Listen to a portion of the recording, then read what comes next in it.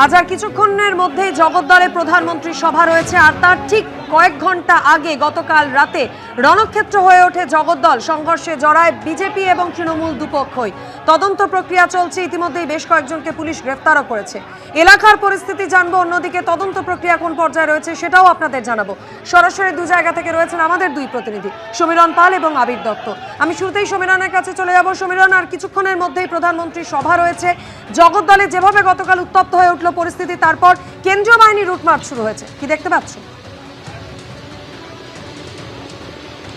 দেখো, এই মুহূর্তে কেন্দ্রীয় বাহিনী রুটমার্চ শুরু করেছে এবং কিছুক্ষণ আগে ভাটপাড়া থানার সামনে ভাটপাড়া তৃণমূল প্রার্থী অমিত গুপ্তার নেতৃত্বে তৃণমূল থানা ঘেরাও করে। ক্যামেরাম্যান তরুণ তোমাকে ছবিটা দেখাচ্ছে যে এই মুহূর্তে কাকিনাড়ার 6 নম্বর গলি ভাটপাড়ার ঘোষপাড়া রোড ধরে কেন্দ্রীয় বাহিনী টহল দেওয়ার পর এবার অলিতে গলিতে টহল দেওয়া শুরু হয়েছে।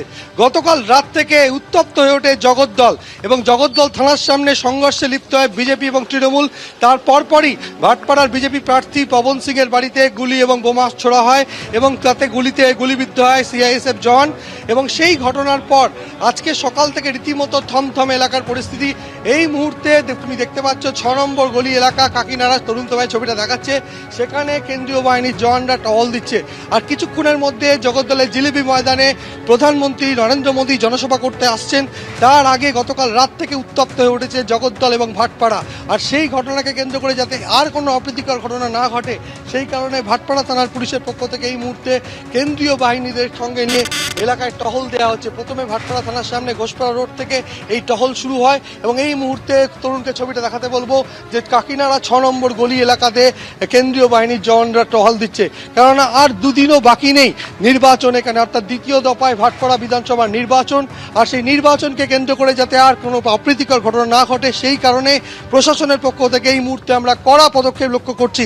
যেটা কিছুক্ষণ আগে ভাটপাড়ার বিজেপি প্রার্থী পবন সিং অভিযোগ করেছেন গতকালকে ঘটনার পর তিনি কেন্দ্রীয় বাহিনীর দেখা পাননি, কিন্তু আজকে আমরা এই মুহূর্তে দেখতে পাচ্ছি কেন্দ্রীয় বাহিনী সক্রিয়। ভাটপাড়ার অলিগলিতে যে সমস্ত এলাকা, অর্থাৎ কাকিনাড়া 6 নম্বর গলি অত্যন্ত উত্তেজনাপ্রবণ এলাকা, যখনই ভাটপাড়ায় কোনো রকম সংঘর্ষের ঘটনা ঘটে এই 6 নম্বর গলি উত্তপ্ত হয়ে ওঠে। সেই কারণে ঘোষপাড়া রোড থেকে এই মুহূর্তে 6 নম্বর গলির অলিতে গলিতে কেন্দ্রীয় বাহিনীর জওয়ানরা টহল দিচ্ছে এবং ভোটারদেরকে আশ্বস্ত করার চেষ্টা করছে